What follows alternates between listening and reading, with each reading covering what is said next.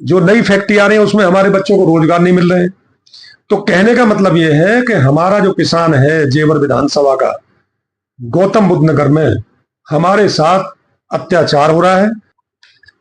सरकारें आती रहेंगी जाती रहेंगी, लेकिन किसान की सुध लेने वाला कोई भी मुझे लगता नहीं है कि ईमानदारी से काम करता है।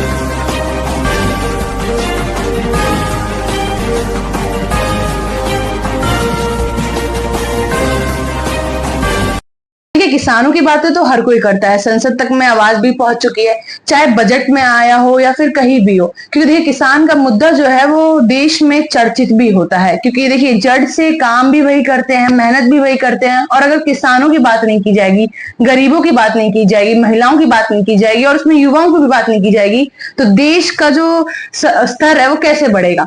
इन्हीं सब मुद्दों पर हमारे साथ बात करेंगे सुधीर त्यागी जी, जो कि गौतम बुद्ध नगर के जेवर में अभी एक हाल ही में मुद्दा भी चल रहा है, उसी को लेकर ये बात करेंगे कि आखिर किसान को क्या क्या समस्याएं हो रही है, इनसे जानेंगे क्या कहेंगे। क्योंकि अभी बीते दिन पहले आपने हमसे बात करी थी किसानों के बारे में, जेवर में जिस तरीके से उनकी जमीनों को हटाकर सरकार का वहां पे कामकाज चल रहा है।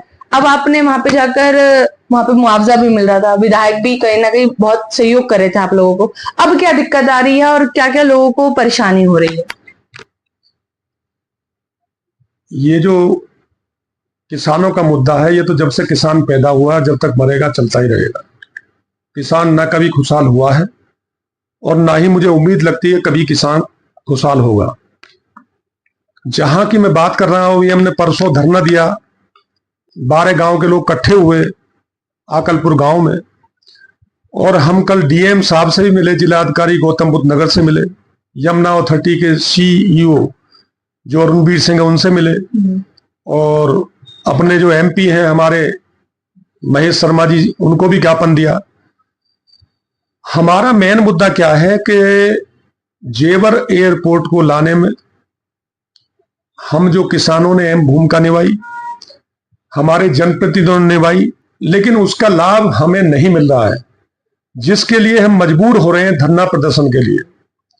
आज हमारी जो आबादी है, जो सन 65 में हमारे यहाँ चकबंदी हुई, उसके बाद बहुत आबादी बढ़ी है, गांव गांव की आबादी बढ़ी है।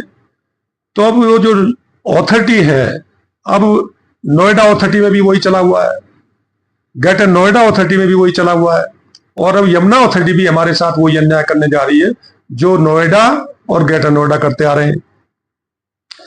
हमारी जो आबादी है उसको तोड़ा जा रहा है। सन 65 में चकबंदी हुई, उसके बाद तो कितनी आबादी बढ़ी है। सन 65 में कम से कम 33 या 35 करोड़ जनता होगी, जो 150 करोड़ होगी। तो आबादी अगर देश की बढ़ी है तो हमारे गांवों की भी आबादी बढ़ी है, तो उसी के हिसाब से हमारी आबादी छोड़ी जाए। लेकिन अब ये जो अथॉरिटियां हैं, ये सरेआम डकैती कर रही है। हमारी सस्ती जमीन लेकर सरमाएदारों को औने पौने में लेकर हमसे और लाखों रुपए मीटर बेच रही है। और हमारी अगर आबादी भी बच जाए, सर छुपाने कहां जाएंगे हम। किसान का मेन काम है पशुपालन, मछली पालन, बकरी पालन, खेतियाज मजदूर हैं और किसान हैं, सब पशुपालन करके ही गुजारा करते थे गांव में, लेकिन अब वो भी उजाड़ने का काम अथॉरिटी कर रही है। तो हमारा जो धरना है या मेन जो हमारी मांग है कि 2010 के बाद एक तो हमारे सर्कल रेट नहीं बढ़े, सर्कल रेट जो पुराने उसी के आधार पर हमें मुआवजा दिया जा रहा है। और इस 20,000 रुपए का जमीन लेने के बाद, 20 लाख रुपए बीघा जमीन लेने के बाद 1 लाख रुपए बीघा जमीन बेच रहे हैं। नई नई औद्योगिकारें हैं और सड़क पे उतरना पड़ेगा तो उतरेंगे। अभी जिस तरह आपने कहा कि अथॉरिटी आप लोग को परेशान करे, अथॉरिटी के पास भी तो किसी सिस्टम का पावर मिलता है कि हाँ आप ये चीज करिए तभी आपको करने दिया जा रहा है, तो आपको हाथ भी नहीं लगाते। अब आप लोग परेशान जितना हो रहे हैं, क्या सिस्टम कहीं ना कहीं तो दे रहा है ना उनको पावर इस चीज का? हाँ, तो सरकार है, तो सरकार शामिल है अथॉरिटी के साथ। सरकार चाहे तो किसानों को जुड़ने से बचा सकती है। मैं कह रहा हूं विकास के लिए कोई भी किसान, जेवर विधानसभा का विकास के लिए कोई भी किसान जमीन देने से मना नहीं करने वाला है। विकास के लिए जमीन देने के लिए आज भी तैयार है। उचित मुआवजा मिले, उचित मूल्य मिले, और हमारी जो आबादी है सन 65 के बाद जितनी आबादी बढ़ी है बाहर, वो आबादी छोड़ी जाए। हर एक गांव के चारों तरफ फेरीवेल बन जाए कि जिससे अथॉरिटी की और किसानों की कभी झगड़ा ही ना हो, ये मांग हमारी है। लेकिन इसमें सरकार को भी अपना दरिया दिल दिखानी पड़ेगी और जब ही किसानों की मदद हो पाएगी, नहीं तो किसान उजड़ जाएंगे और आने वाली पीढ़ी भूखी मर जाएंगी हमारी। हमने तो 14 अगस्त का टाइम दिया है एमपी साहब को भी, और हमारे विधायक जेवर धीरेन्द्र सिंह मिल नहीं पाए अभी, वो चलेंगे तो परसों उनको भी मिलेंगे, ठीक है, उनसे बातचीत करेंगे।